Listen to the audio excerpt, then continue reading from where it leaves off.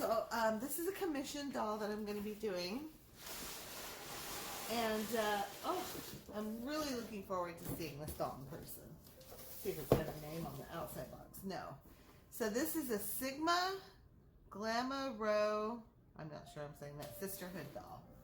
And already she looks really cool. She's got like a little bracelet in here. And what's this? Oh, some awesome shoes. Holy cow, those are cool. All right, let's check out the doll. I'm so excited. Okay, that's not good. So this is wrapped up very similar to the way a toner doll would be. But the company is Trinity Designs. And this is her certificate. She's a college doll. Okay. Oh, she's really cool. I'm going to make sure I leave everything in the box as we take her out. Those are some skin tight pants. Hello. So she's got a necklace here. It's stretchy so you can pull it off. Let's take her hair down. Uh-oh. Her earring's coming out. Got stuck to the thing. Same thing over here. I'll go ahead and just take it out and put it back. I'll probably end up putting it in the bag with the bracelet and this part. But she has the most beautiful face. Look at that face. I mean, this doll is beautiful. Hi everybody, and welcome back to my channel. My name is Lori and I'm a doll artist. And today we're going to be looking at a repaint of a Trinity Designs ink doll, like I showed you in the beginning in the unboxing. But I decided to look up their website really quick because I don't know a lot about them. I know I followed them on Facebook, and someone sent me this doll as a commission. So this is the first one I've ever seen. Anyway, let me read what it says on their website. It says, our vision to become the largest manufacturer and distributor of dolls of color globally. Our mission, as we celebrate Black beauty through dolls, we endeavor to produce high-quality collectibles that inspire, captivate, and encourage young women and children to love the skin they're in. We hope to increase self-awareness and self-confidence by giving them positive options for dolls that they can identify with. So they've been, I guess, developing dolls since 2001. They had their first prototyping in 2006. And now they've got quite a nice collection of beautiful dolls for you to look at. You can go to their Facebook page, TDI, TrinityDesignsInc.com, if you want to know more about them. The dolls are very beautiful quality, and I really like them. And the vinyl is beautiful too. The hair is really nice. I had a really good time repainting her, and I thought she was just exquisite. Her face is absolutely beautiful. So if you're interested in getting one of these dolls, you can go to their website, TrinityDesignsInc.com, or you can go to their Facebook page, TDI, Trinity Designs Inc. I think that's how you say it. Anyway, if you would like to see this video in real time, you can go to my Patreon page and join me there. I have a whole lot of real-time painting videos, so I will link it below if you're interested. Also, don't forget to subscribe and hit that bell for notifications whenever I upload. I think I'm going to change my day from Friday to Monday, and I'm thinking about what I can call it. I'll make sure to put a list of everything below with the links so that you can find all of the supplies. As usual, it'll be there. And if there's something that you saw in the video that I somehow missed, don't hesitate to ask me. Also, if you can think of a cute name for my Monday videos, that would be awesome. Also, comment that below. I have some names like Monday Doll Magic, Something like that. I don't know. I was trying to come up with something that rhymed with Monday or at least had the M's, and I couldn't think of anything. I came up with miniature and Monday. So while we are contemplating a name for my Monday segment, I thought I might talk a little about repainting. And I know it's something that I don't talk about a lot. Haha, that's all I really talk about. I started to do some research online and I realized I actually know more about repainting than I was finding. Oops, there's just not a lot of information out there still. I think one article referred to repainting dolls as a fad. Well, that fad has lasted over 20 years, and a fad by definition only lasts one season.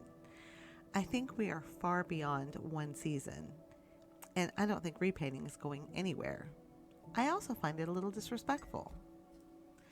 As a repainter, I think the biggest disappointment is that we aren't seen as real artists in the true sense of the word. Or perhaps better, our dolls aren't seen as art. But what is art? The expression or application of human skill and imagination. I am, therefore, an artist, and I produce art. Most repainters are amazing artists, both on paper and in sculpture. Because we modify an item makes us no less an artist. I have seen some incredible art produced by repainters. Like in air quotes, repainters. Of course, maybe it is the term repaint. Repainting is the act of removing the factory paint off a doll and replacing it.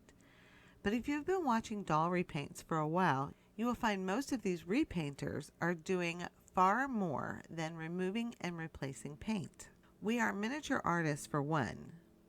We take a base doll and make them come alive, but it doesn't stop there. Hair, clothing, resculpting, dioramas, and many more modifications have made us far more than just repainters. Dolls and supplies are also very expensive. If I were to paint Nicole Kidman, let's say, as Satine from Moulin Rouge on a canvas or paper, that would not be hard to find. But if I wanted to make her a doll, I have to seek out a doll that will work. Chances are her hair won't be right, so I will have to find hair and reroute it into the doll. Then styling it. Next, I have to find all the fabrics I need. Know how to sew a costume or hire someone, so I need to know someone who can make costumes, which can be expensive. Find all the accessories and have a studio to store everything. I discovered repainting back in 1999. It had been around for a few years before that, but I started the year I discovered it, so I have been doing this for nearly since the beginning of repainting.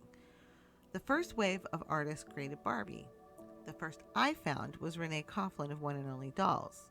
My sister sent me the article about her from the Houston Chronicle. I found her website, and to this day, I am still mesmerized by her creations. She made fantasy out of Barbie dolls, but she also used other fashion dolls I had never seen before. There were mermaids and fairies, absolutely gorgeous creations. On her website, I saw a doll I had never seen before, Jean Marshall by Ashton Drake Galleries. I looked her up and found that repainters had been painting Jean for a couple of years. I believe the first was Ken Barnum. I knew this was for me. I knew it right away. I started with Barbies, but creating the fantasy dolls, even though it was what I did in watercolor, wasn't working for me. I was just mostly interested in the face and the hair. I am sad that many repainters today don't even know who the OGs of repainting are, the pioneers of this entire art form. Monster High dolls came along, and they are such a fun creative doll. It definitely birthed even more doll makeovers. I admire so many doll art repainters today. It has come such a long way since I first started. The creativity goes back to Renee Coughlin and her amazing work. I will leave a link of her website below. She doesn't create dolls anymore, but you can still see some of her past creations. Doll repaints are also beloved by so many. Don't tell them that they aren't collecting art. It is a beautiful artistic expression that I have loved from the very beginning. Maybe it just needs a new name. Like my Monday videos. They definitely need a new name. Well, I think I will be quiet now and leave you with just some music.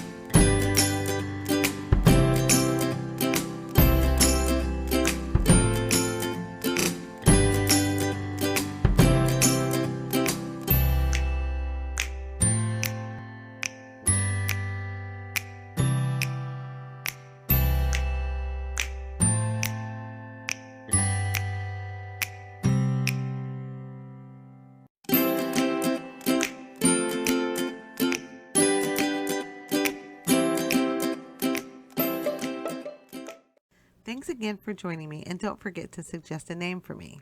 See you next Monday. Bye.